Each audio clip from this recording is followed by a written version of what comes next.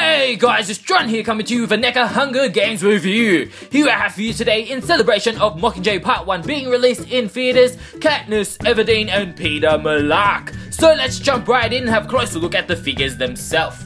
So here we have both Katniss and Peeta in all their glory, and as you guys can clearly see, they look fantastic. First things first though, I did purchase these two figures for a really good price, loose out of their original packaging. Of course, that is your standard Neca clamshell packaging with the cardboard backing. Unfortunately though, Katniss didn't come with any of her original accessories, but luckily for her, I was digging through my accessories bin and found a bow and a couple of arrows that fit snug in her hands. So now let's jump right in and have a close look at all of their details. Face sculpt wise, I think they did a pretty decent job. As you guys can see, Peeta here looks a lot like Josh Hutcherson, while Katniss here looks like a pretty decent Jennifer Lawrence. If you guys do look up the Catching Fire figures though, they did muchly improve on the facial sculpts there. I think the main highlight on these figures though are the actual body sculpts. As you guys can clearly tell, they are wearing the 74th annual Hunger Games arena costumes, and I think that looks really lifelike, especially with the wrinkles going on all the way around. It looks really fantastic, and that continues on to the actual cargo pants themselves. Interestingly, Peeta's pants are a slightly different shade than Katniss's, and nicely as well we have the boots going on, nice metallic paint with the buckles. As you guys can clearly see, Peeta's jacket is slightly different to Katniss's, with his being unzipped while Katniss's is buckled down by her actual bag. They are made out of this pliable movable material though, so that can help with articulation. We have some nice sculpting at the actual body itself without the jacket, so if you don't want the jacket, I guess you can cut that off, but then he will still have those long sleeves.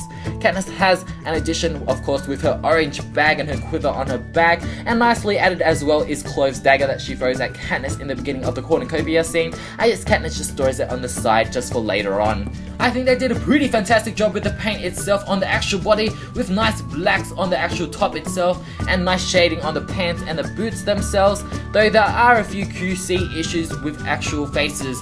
As you guys can see, Peeta here, he has his hair molded in, but they didn't actually paint all of it. Other than that, his actual face and hair looks pretty good. There's nice two-tone shading with kind of a nice golden and brown going on, while Katniss's, of course, she has her signature braid going all the way around. I think the braid could have been a bit longer, but that's just a little bit nitpicking. There's nice wispy bangs going to the side. I think that just looks fantastic. Articulation wise, they both have rotation in the head. She can look down, she can look up. Rotation in the arms, 360. She has about a 90 degrees bend in the actual arm, 360 in the hand itself, and that can tilt. She has a waist swivel, nothing in the legs, really unfortunate about that, and a boot swivel.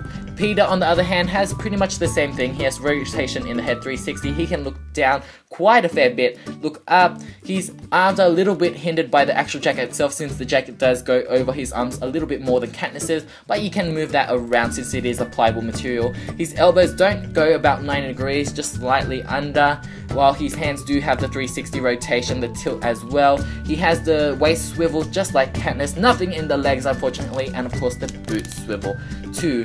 These kind of seem more like statues rather than action figures, since they don't really have that much articulation, and I think it's really unfortunate, since I think it would have been awesome to get them in kind of running stances, since of course they are in the Hunger Games, people. Height comparison was standing next to some other US released figures. Neca Katniss here stands tall at 6.5 inches, with Peeta standing slightly shorter at 6.4. Neca Harry Potter here stands 6.2, Hermione stands 6.1, Diamond Select Buffy stands 6 inches, while Sorta Toys Charmed Piper stands 5.9. As you guys can clearly tell, Peeta and Katniss are slightly on the larger scale compared to some other action heroes that I have in my collection. But now let's jump right in and have a close look at their accessories.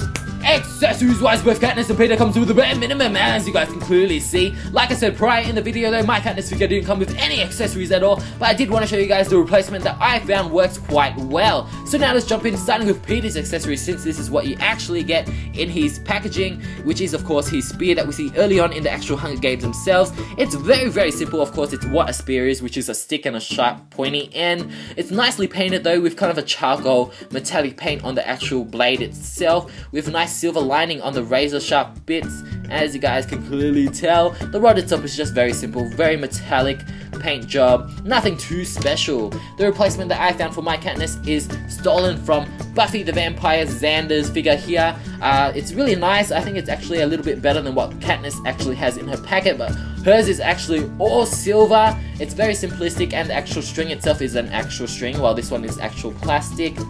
And of course she has arrows similar to these, but of course hers is again all silver while these are brown. So now let's jump right in and gear these two up.